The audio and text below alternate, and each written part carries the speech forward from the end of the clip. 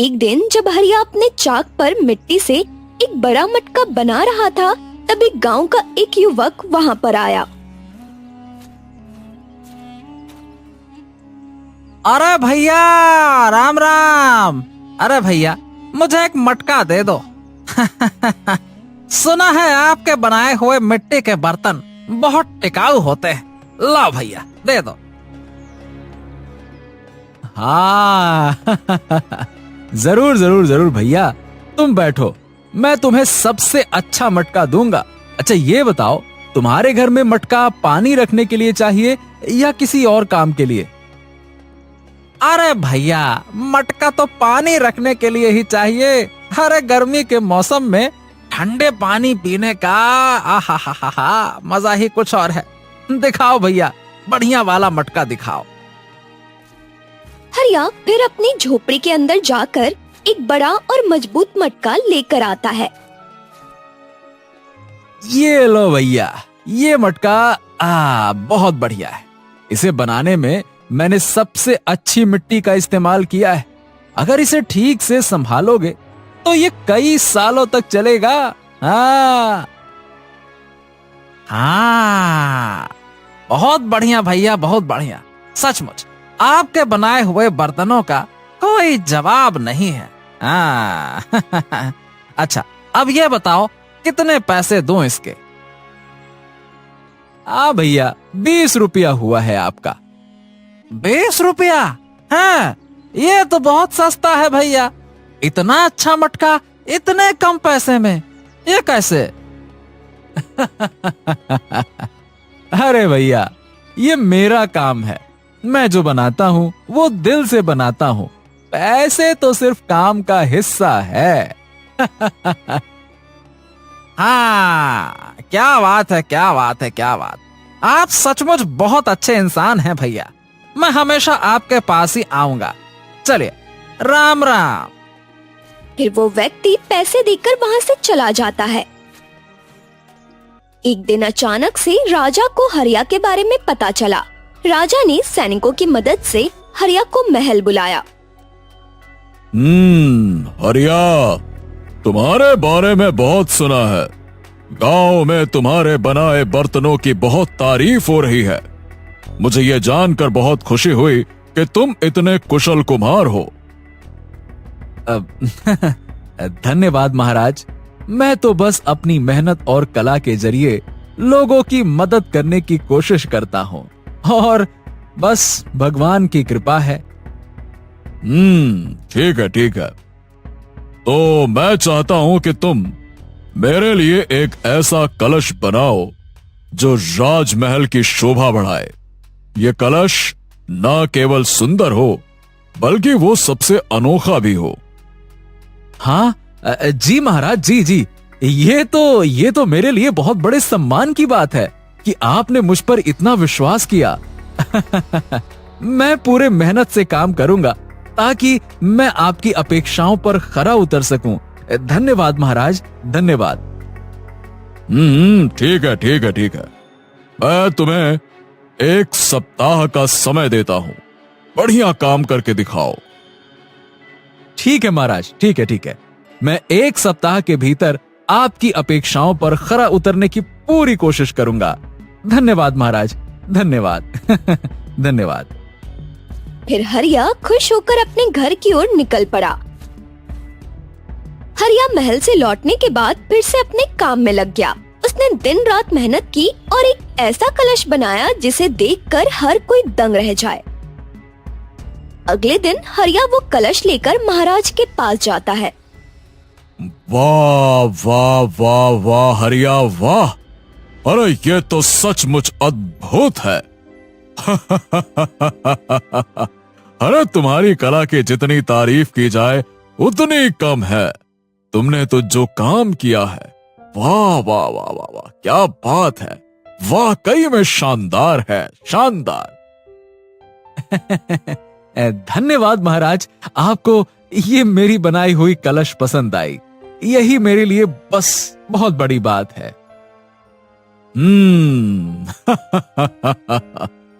तुम्हारी मेहनत और समर्पण का हमें पूरा एहसास है हरिया। मैं तुम्हें पुरस्कार स्वरूप सोने के सिक्के देना चाहता हूं, ताकि तुम्हारी कला और मेहनत को और अधिक प्रोत्साहन मिले। फिर हरिया सिक्के लेकर घर की ओर निकल पड़ता है। अगले दिन मंत्री महाराज के पास टूटा हुआ कलश लेकर जाता है। महाराज महाराज महाराज महाराज, ये देखिए महाराज, हरिया ने हमारे साथ धोखा किया है। अरे महाराज, ये कलश हरिया की बनाई हुई है, जो एक दिन में ही टूट गई। इससे साबित होता है महाराज कि उसकी कला इतनी अच्छी नहीं थी जैसा कि आपने सोचा था। मंत्री जी, ये तो बहुत गंभीर बात है। हरिया ने अपनी कला से हमारा दिल जीता था।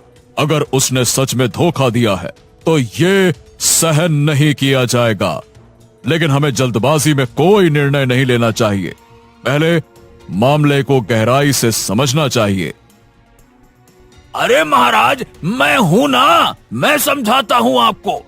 परंतु ये टूटे हुए कलश को देखकर आप देखिए, साफ साफ पता चलता है कि उसकी कला में ही कोई खोट है। नहीं तो एक दिन में कैसे टूट सकता है? खुद ही सोचिए, इतना पक्का कलश होता तो क्यों टूटता? ठीक है मंत्री जी, ठीक है, लेकिन हो सकता है कि ये किसी दुर्घटना का परिणाम हो। हमें हरिया को एक और मौका देना चाहिए ताकि वो अपनी बात रख सके। हरिया को तुरंत दरबार में बुलवाया जाए। महाराज आदेश देते हैं कि हरिया को तुरंत महल बुलाया जाए।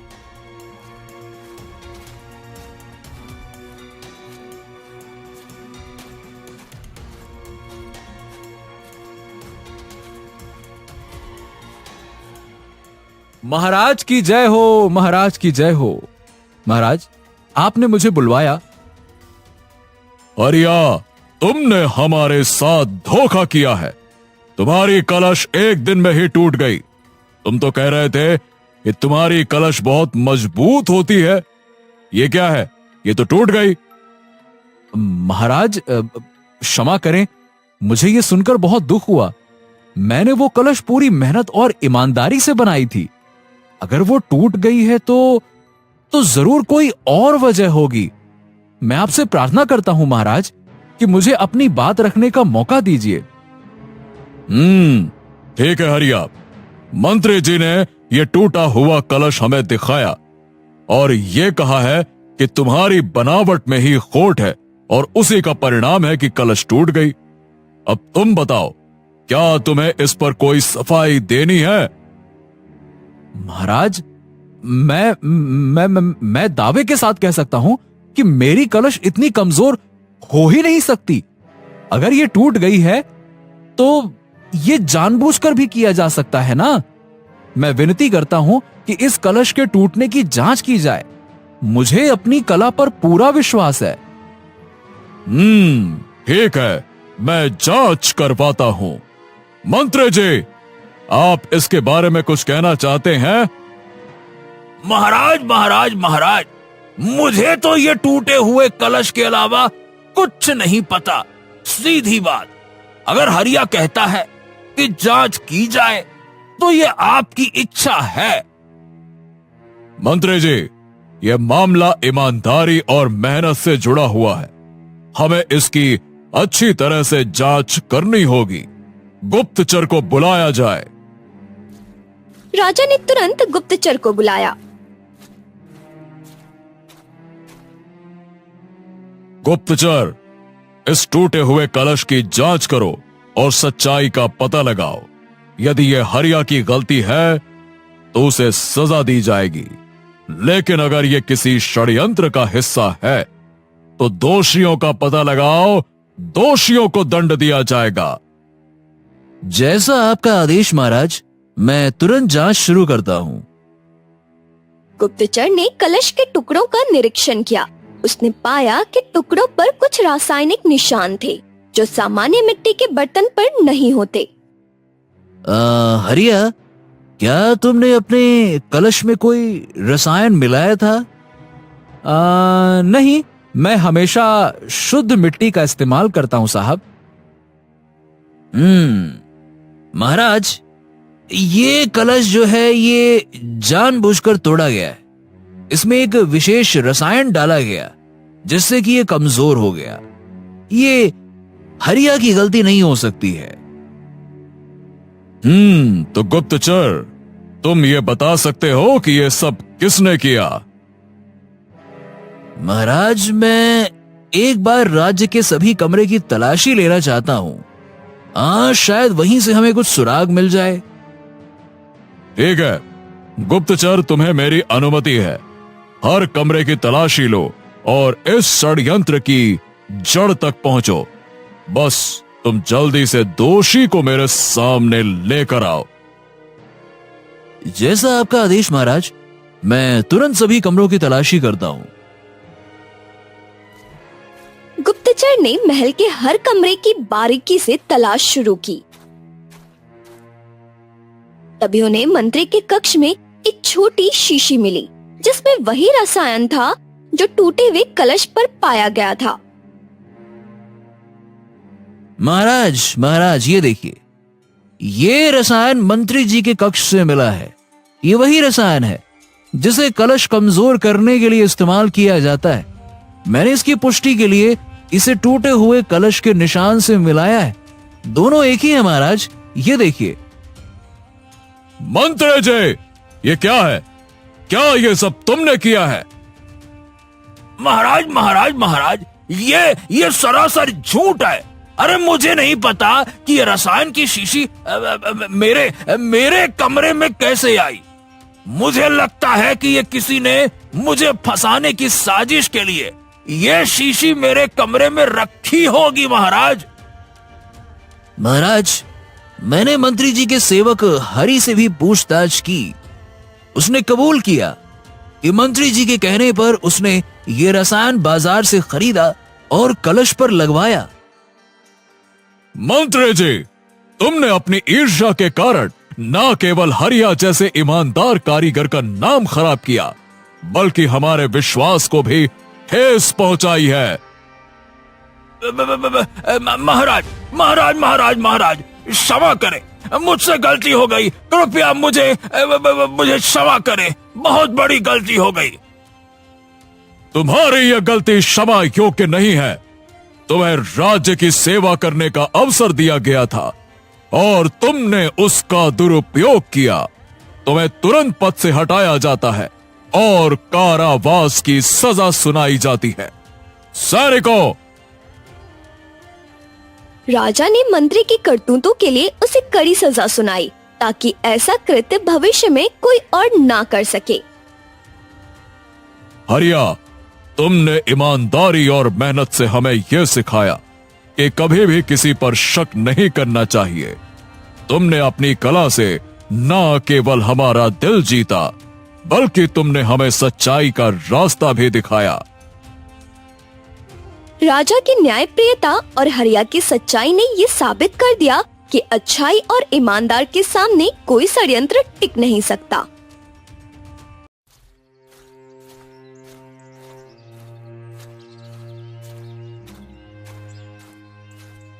अरे सैनिकों, देख क्या रहे हो? जल्दी से सारा का सारा अनाज उठा लो और जल्दी से इसे उठाकर महल में भिजवा दो। चलो चलो, जल्दी करो, जल्दी।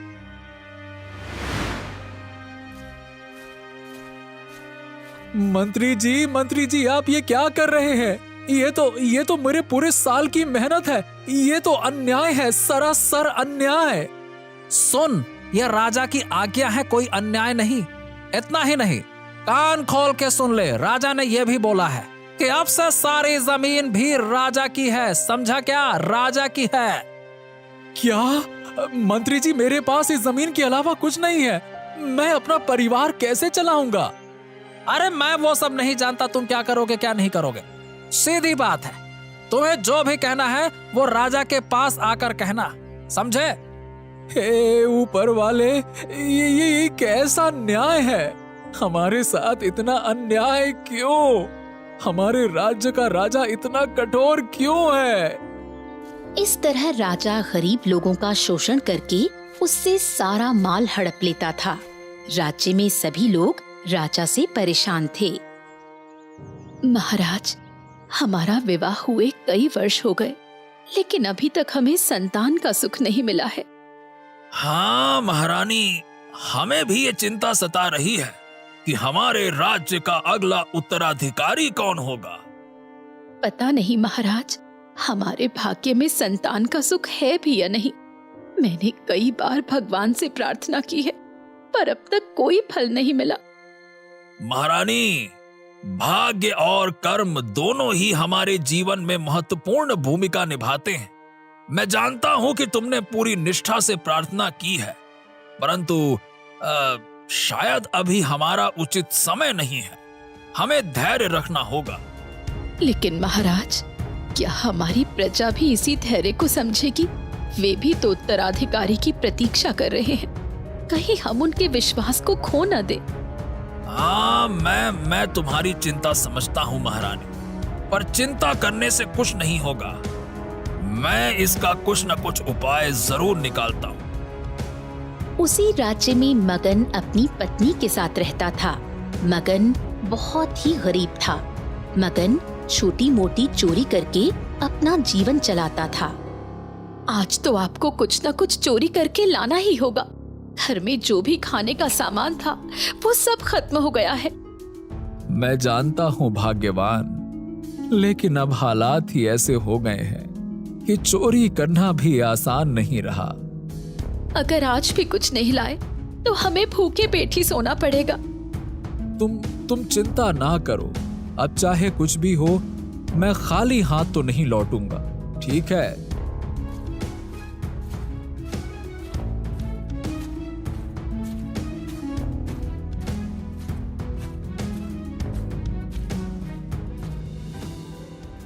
महाराज, आप इतने चिंतित क्यों हैं? हाँ, क्या बताऊं गुप्तचर, मेरे राज्य का भविष्य मुझे अंधकार में दिखाई दे रहा है। महारानी और मैं वर्षों से संतान के सुख की प्रतीक्षा कर रहे हैं, पर अब तक हमें कोई संतान नहीं मिली। मुझे चिंता है कि मेरे बाद इस राज्य का उत्तराधिकारी कौन होगा। महाराज, मुझे सुनने में आया है कि पास के जंगल में एक बहुत बड़े साधु महाराज आए हैं। कहा जाता है कि वो बहुत सिद्ध पुरुष हैं और जिनके आशीर्वाद से कई लोगों की इच्छाएं पूरी हुई हैं। हो सकता है कि उनके आशीर्वाद से आपको भी संतान सुख प्राप्त हो सके। क्या सच में? क्या तुम सच कह रहे हो? ऐसे महापुरुष हमारे राज्य में हैं और मुझे अब तक कोई खबर नहीं मिली। ये क्या? जी क्षमा करें महाराज, वो कुछ दिनों पहले ही यहाँ आए हैं। उनके चमत्कारों के बारे में दूर दूर तक चर्चाएं हो रही हैं। वो एक बहुत पहुंचे हुए और सिद्ध पुरुष हैं महाराज। अगर ये बात सच है तो ये हमारे लिए आखिरी उम्मीद हो सकती है। ठीक है, मैं खुद जाकर उनसे मिलूंगा और उनका आशीर्वाद लूंगा। जी महाराज, अगर आप आज ही चलें तो ठीक रहेगा। साधु महाराज कुछ ही दिनों के लिए यहाँ ठहरे हैं। अगर वो यहाँ से चले गए तो शायद बाद में उनको ढूंढना मुश्किल हो जाएगा। ठीक है, मैं महारानी को साथ लेकर आज ही चलूंगा। ये मेरे लिए एक आखिरी मौका है। शायद उनके आशीर्वाद से हमारी समस्या का समाधान हो जाए। फिर महाराज रानी को लेकर साधु महाराज से मिलने के लिए जंगल की ओर निकल पड़े।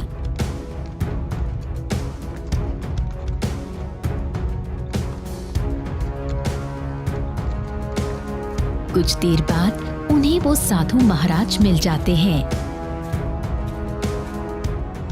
प्रणाम गुरुदेव, हम आपके दर्शन के लिए आए हैं। कृपया हमें आशीर्वाद दीजिए।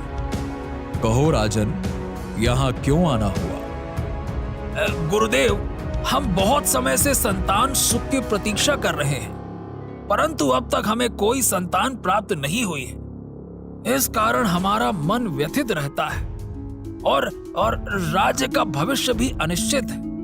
हम आपसे आशीर्वाद मांगने आए हैं ताकि हमें संतान सुख प्राप्त हो और हमारे राज्य का उत्तराधिकारी सुनिश्चित हो सके। गुरुदेव, हमने बहुत प्रयत्न किए, पर अब हमारी सारी आशा आप पर ही टिकी है। कृपया हमें संतान प्राप्ति का आशीर्वाद दें। मैं तुम्हारा दुख समझ सकता हूं। संतान का सुख मिलना सिर्फ तुम्हारे लिए नहीं बल्कि राज्य के लिए भी महत्वपूर्ण है। लेकिन याद रखो, संतान का होना केवल भाग्य का नहीं, कर्म का भी परिणाम है। गुरुदेव, आपके आशीर्वाद से ही हमारी चिंता दूर हो सकती है। ठीक है। आने वाली वैशाख की पूर्णिमा को तुम्हारी ये आशा पूर्ण हो जाएगी। गुरुदेव, आपका बहुत बहुत बहुत धन्यवाद। फिर राजा और रानी अपने महल की ओर रवाना हो जाते हैं।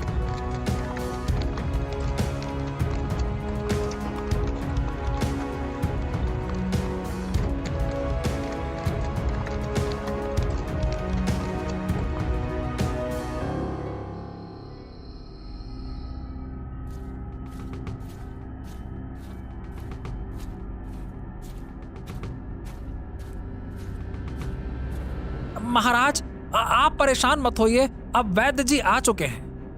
मंत्री, हमने इस दिन के लिए कितने सालों से इंतजार किया है। जी महाराज, मैं समझता हूँ कि ये दिन आपके लिए कितना महत्वपूर्ण है।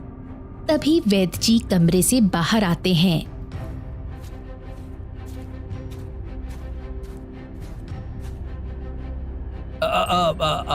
क्या बात है वैद्य जी? महाराज, बहुत ही आश्चर्य की बात है। अब मैं आपको कैसे बताऊं, मुझे समझ नहीं आ रहा। अरे वैद्य जी, जल्दी से बताओ क्या बात है। अब मुझसे रहा नहीं जा रहा है, जल्दी बताइए क्या बात है। मैं माफी चाहता हूं महाराज।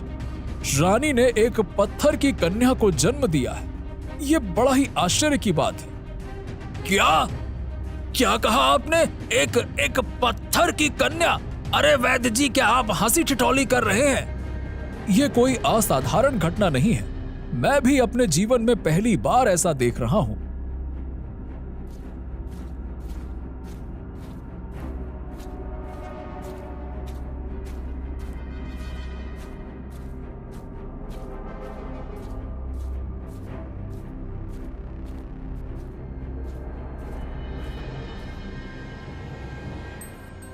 ये क्या? किंतु वैद्य जी, ये संभव कैसे है? वो तो मेरी भी समझ से बाहर है महाराज।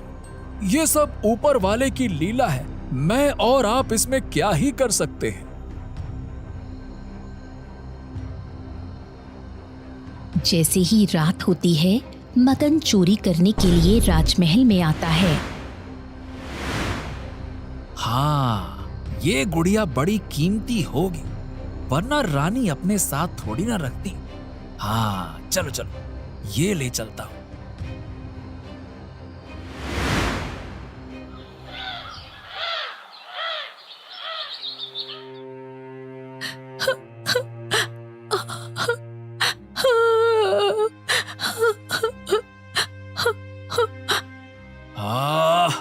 महारानी, आप दुखी मत होइए, शांत हो जाइए, शांत।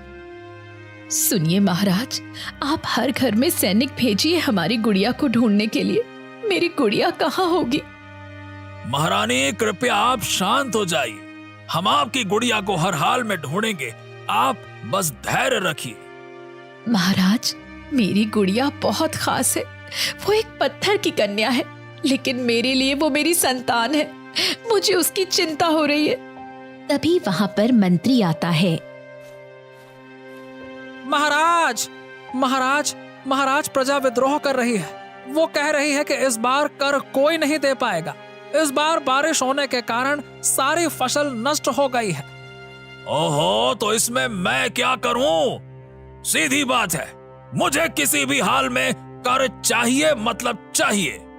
और महाराज, वो पर वर मैं कुछ नहीं सुनना चाहता। मंत्री जी, साफ कान खोल के मेरी बात सुनिए। मुझे कर चाहिए हर हाल में। जरूरत पड़े तो सिपाहियों की मदद लो, लेकिन कर इकट्ठा करो, यही नियम है। ठीक है महाराज, जैसा आप चाहें वैसा ही होगा।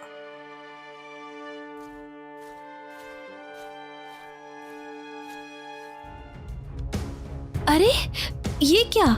ये तो एक गुड़िया है, कितनी सुंदर है। ए जी, सुनते हो? जल्दी यहाँ आइए।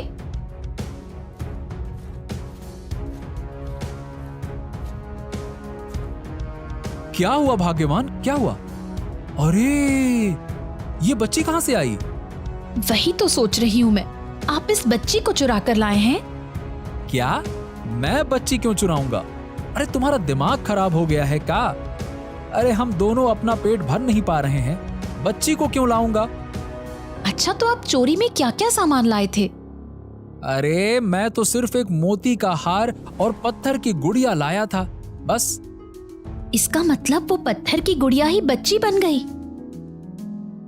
महाराज, हमें उस साधु महाराज के पास जाना चाहिए, वो जरूर हमारी मदद करेंगे।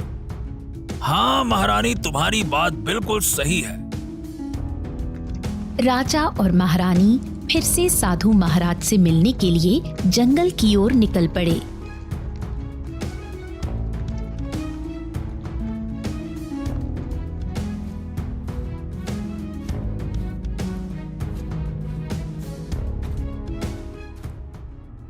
अरे राजन, आप यहाँ? क्या हुआ? फिर कोई मुसीबत आ गई क्या? प्रणाम गुरुदेव, प्रणाम। हम फिर से आपके पास आए हैं क्योंकि हमारी चिंता और बढ़ गई है। मुझे बताइए बाबा, मेरी बच्ची कहाँ पर है? मुझे बताइए। देखो बेटी, तुम्हारी बेटी स्वस्थ है। ये आप क्या कह रहे हैं बाबा? वो तो पत्थर की गुड़िया जन्मी थी। देखो पुत्री, ये लड़की बहुत ही पवित्र है। किसी भी अपवित्र स्थान पर इसमें प्राण नहीं रहेंगे। तो क्या साधु महाराज, हमारा राज्य अपवित्र है क्या?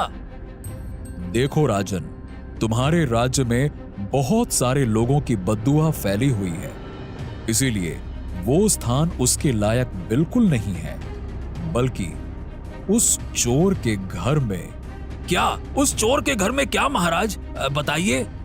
तुम्हारी बेटी चोर मगन के घर में जाकर उसको प्राण मिले हैं।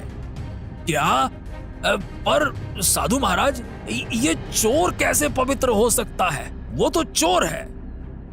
उसे एक वक्त का खाना भी नहीं मिल रहा, इसीलिए वो चोरी करता है।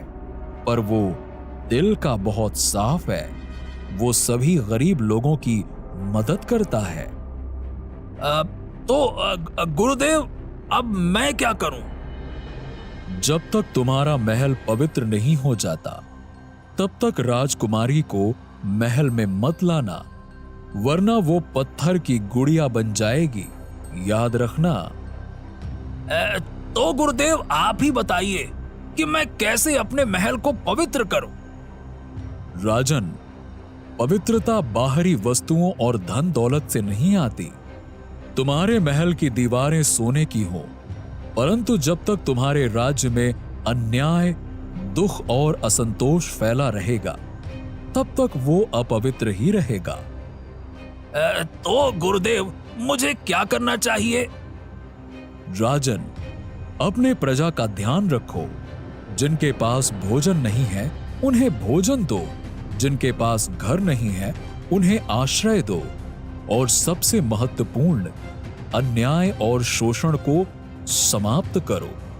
जब तुम्हारा राज्य न्यायपूर्ण और दयालु होगा, तभी तुम्हारा महल पवित्र हो पाएगा। आपका बहुत बहुत धन्यवाद। अब से मैं कभी प्रजा के साथ अन्याय और शोषण नहीं करूंगा। धन्यवाद।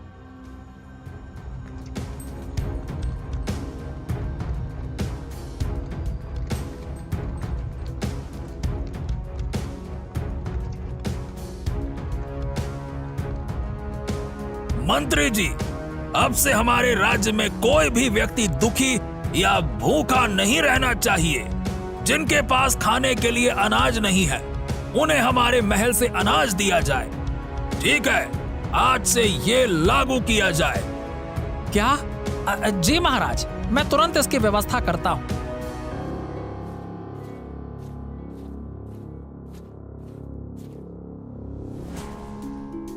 अगले दिन से ही महाराज प्रजा का ध्यान रखना शुरू कर देते हैं। इस तरह राजा ने थोड़े ही दिनों में उसका महल पवित्र बना दिया। हाँ महारानी, मुझे लगता है कि अब हमारा महल पवित्र हो चुका है। हाँ महाराज, अब हमें हमारी पुत्री को हमारे महल में लाना चाहिए। हाँ रानी, तुम्हारी बात बिल्कुल सही है। फिर राजा और रानी मगन के घर की ओर निकल पड़ते हैं।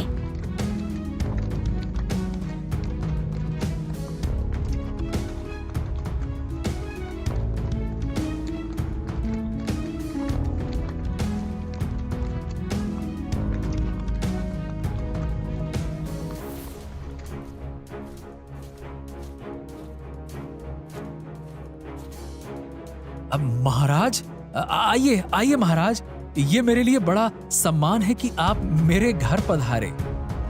मगन, अब हमारी बेटी को वापस अपने महल ले जाने के लिए हम आए हैं। अब हमारा महल पवित्र हो चुका है और हमारी प्रजा खुशहाल है। महाराज, ये सुनकर तो मुझे अत्यंत खुशी हो रही है।